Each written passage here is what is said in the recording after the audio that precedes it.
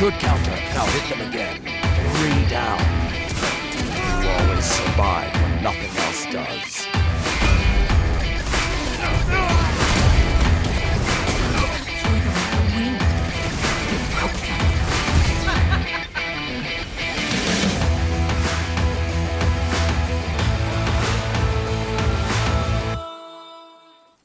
Ladies and gents, my name is Xander, aka Deicide, and in this video, we're going to go ahead and discuss how to play on the Titan, and more specifically, how to play on the Sunbreaker Subclass. Now, many of you have been asking me, where the heck is this Sunbreaker Subclass guide? I know that you guys have been asking me for quite some time, and the reason why it's taken so long to actually make is because there's a lot of differences from how the subclass worked back in Destiny 1 into how it plays now in Destiny 2. Back in Destiny 1, this thing was by all means one of my favorite subclasses to use, and in Destiny 2, that has not changed in the slightest, and that's because this thing is absolutely a powerhouse with all the brand new abilities that they got and how each one of these abilities works flawlessly from one perk into the next. Exactly how this is going to work is what we're going to discuss, but in addition to this, we're really going to go ahead and focus on all the similarities and differences from Destiny 1 into Destiny 2 and how all these subclass abilities function cohesively so that you guys can understand how all the subclass perks functions and all the variety of playstyles that you guys can have whenever you're using this subclass. The only thing left to do is to eviscerate that subscribe button, and let's jump right into the video.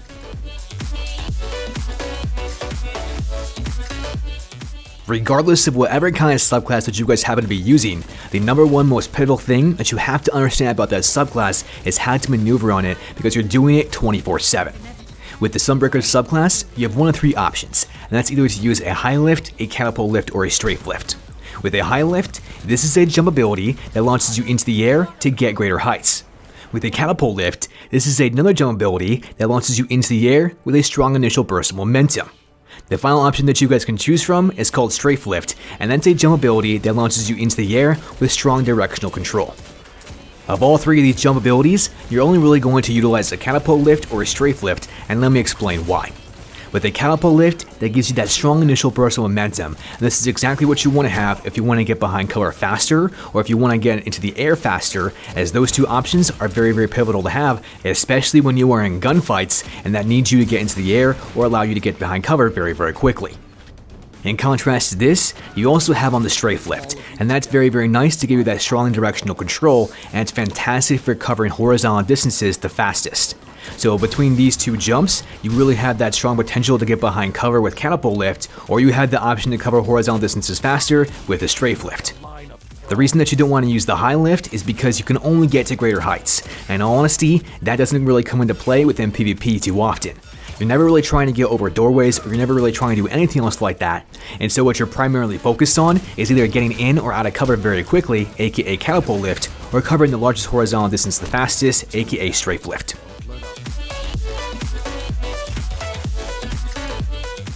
Another characteristic that can be found on all the Titan subclasses is one of which is called a Barricade.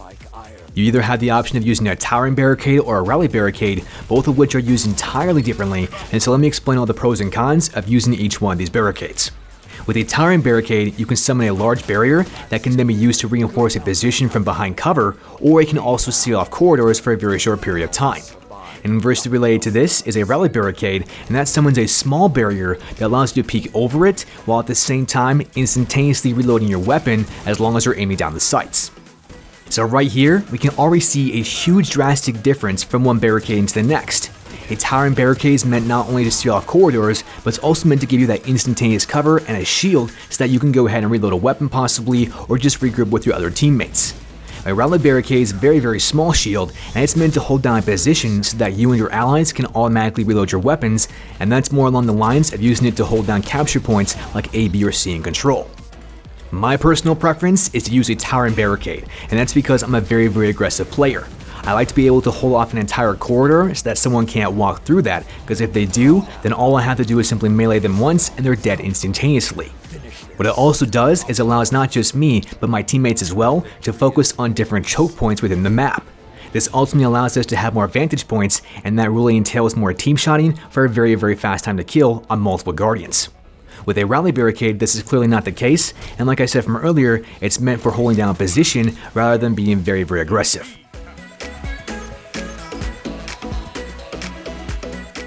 One of the most vital characteristics of any subclass is how you utilize your grenade, as your grenade can truly make the difference in surviving or losing a gun battle engagement, as it's meant to complement your primary gun skill very efficiently. How this is done in the Sunbreaker subclass is either by an incendiary grenade, a thermite grenade, or a fusion grenade, so let me explain all of them with their approximate damage outputs. An incendiary grenade is an explosive grenade that causes significant damage and causes enemies to catch on fire to do a damage over time burn effect. Just to give you guys an idea as to how powerful this really is, this one grenade can do up to 120 points of damage if they happen to be standing right on top of the grenade. In addition to this, it's not limited to damaging just one guardian, but rather it can damage 4 guardians as long as they're in close enough proximity. That damage over time effect is then going to attach to all 4 guardians if they happen to get damaged by it. With that damage over time effect, you're going to do an additional 30 points of damage regardless if you happen to hit them for 1 damage output or if you happen to hit them for 120.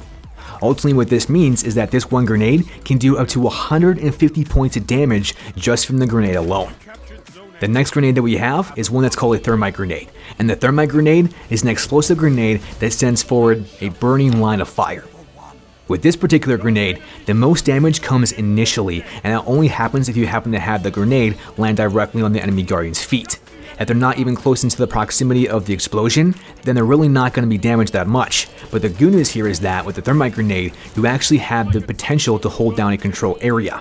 Because it goes into a line of fire on the ground, it does approximately 5 or 6 pulses of this, and that ultimately means that people cannot walk into that corridor or that passageway or whatever it might be for that very long time.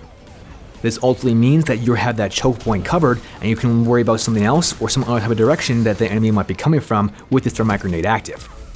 The last grenade that we have on the Sunbreaker subclass is one that's called a fusion grenade, and the fusion grenade is once again an explosive grenade that causes bonus damage when attached to its target for a minor damage output.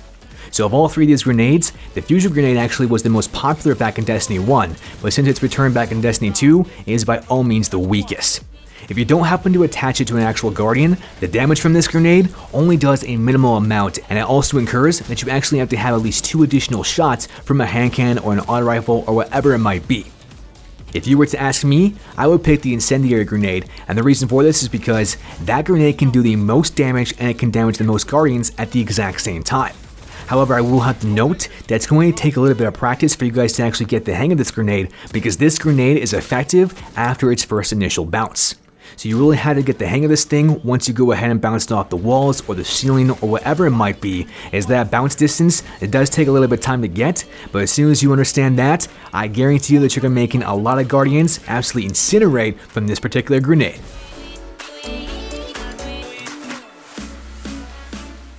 Now that you guys have a pretty basic understanding of all the general abilities found in the subclass, the next thing that I really want to discuss is one of the 2 skill tree builds that you guys can choose from. The first one is called Code the Fireforged, while the other is called Code the Siegebreaker. With the Code the Fireforged, this is primarily focused around one of 2 things. The first one is having an increased reload speed, while the second one is having a shoulder charge ability, and we're going to explain all the pros and cons of that in just a second. In contrast to this build, we have the Code the Siegebreaker, and this primarily focuses around sunspots, but how those sunspots affect you and the entire subclass as a whole is very different in comparison to that of the Fireforged skill tree. So let's go ahead and discuss the Fireforged skill tree first, and the very first perk that we find on this is one that's called Tempered Metal. Tempered Metal states that solar ability kills grant you and nearby allies bonus movement speed and increased reload speed as well. So right off the bat here, we know that we have 2 fantastic perks that we gain from this whenever we get a grenade kill, a melee kill, or even a super kill. Not only do we get a movement speed increase, which is fantastic for getting the map control, but more importantly, we're getting an increased reload speed, and that's fantastic and phenomenal and incredible for any kind of weapon that has kill clip. This is the exact kind of perk that you want to be proccing as long as you have a weapon that has kill clip like Positive Outlook, Old Fashioned, Nightshade, or anything else like that, because that's really going to increase that kill time very drastically from just this one perk. The very next ability that we have in this skill tree is one that's called Hammer Strike, and Hammer Strike states that while sprinting, use this melee ability to unleash a blazing hammer strike that weakens enemies. So the wonderful thing about this is that this is the exact same thing as what a shoulder charge was back in Destiny 1 on the Striker Titan, but in this case, it's just transferred into a hammer so that you can apply it for this skill tree.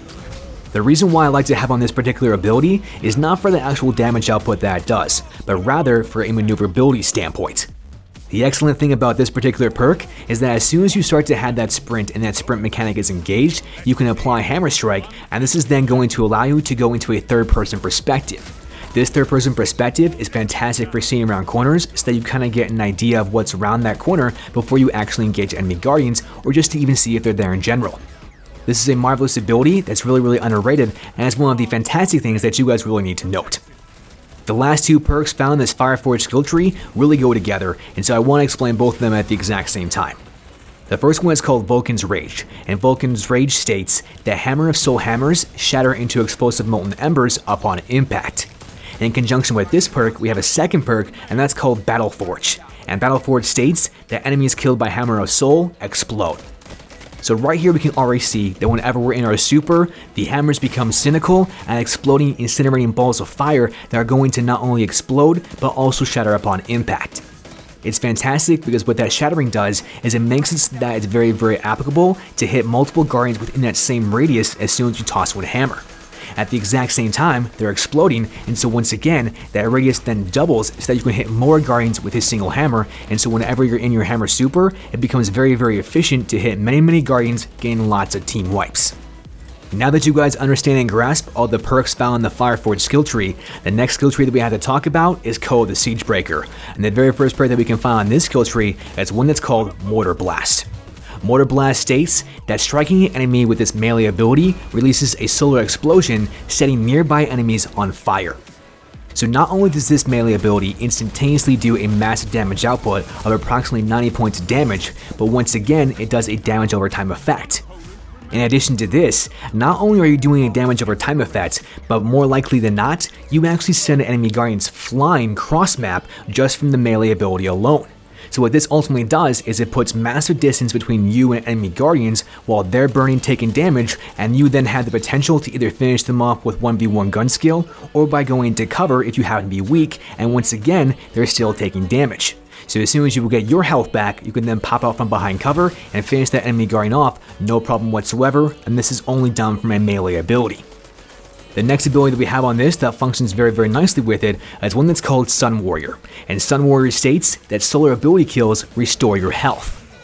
Not only this, but grenade and melee ability kills leave a deadly sunspot in their wake at the same time that you regenerate your health.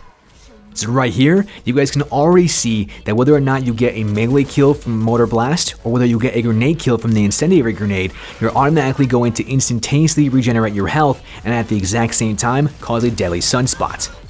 Not only is this sunspot going to damage enemy guardians, but it also has additional effects, and that's because of the next two perks that I'm going to discuss right now. The very first perk of those two abilities is one that's called Rings of Fire. And Rings of Fire states that while standing in a sunspot, your solar abilities recharge faster and your super energy lasts longer. So right here we can already see as to how Mortar Blast, Sun Warrior, and Rings of Fire are all correlating together because you're going to be proccing almost all of them at the exact same time as long as you're standing within inside of a sunspot. The very last perk that we have on this skill tree is one that's called Solar Siege, and Solar Siege states that Hammer of Soul hammers create a sunspot upon impact. While standing in these sunspots, you can then throw hammers faster. So with all four of these abilities combined, we are focused around one primary thing, and that's a sunspot. You can generate a sunspot from a grenade, from a melee, or from a super, and from just the one sunspot alone, you're going to be able to proc Sun Warrior, Rings of Fire, and Solar Siege almost at the exact same time. For me, in my particular playstyle, I love to have on this particular skill tree called the Siegebreaker, and that's because I'm able to proc all of these abilities simultaneously while I only have to rely on one ability that's in my super. In contrast to this, we have the Fireforge skill tree, and those abilities really don't flow quite as cohesively as the Siegebreaker, and two of those abilities found in the Fireforge skill tree, Vulcan's Rage and Battleforge, only can be activated within your super. So for me, in my personal preference, I always like to have on abilities that I can proc within regular gameplay more often, instead of only with my super, and that's another one of the reasons as to why I use the Siegebreaker in comparison to the Fireforged.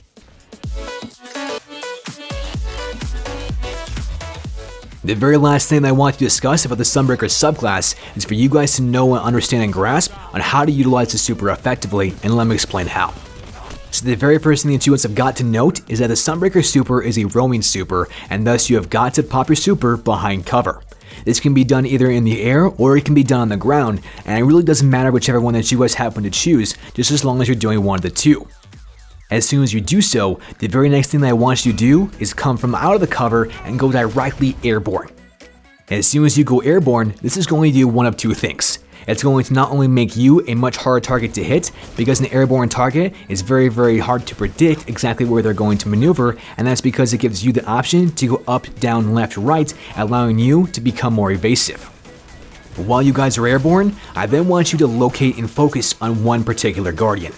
The reason that I say this is because odds are that you're going to see multiple guardians while you're in the air, and so that is then going to cause you to spam your hammers, which is the exact opposite of what you want to do. You have more than enough super energy to toss approximately 6, possibly even 7 hammers, and that's more than enough to damage the entire enemy team and get a team wipe in the crucible. That's why I want you to take your time and focus on one particular guardian so that you get that annihilation medal to completely incinerate the enemy team as soon as you get your super.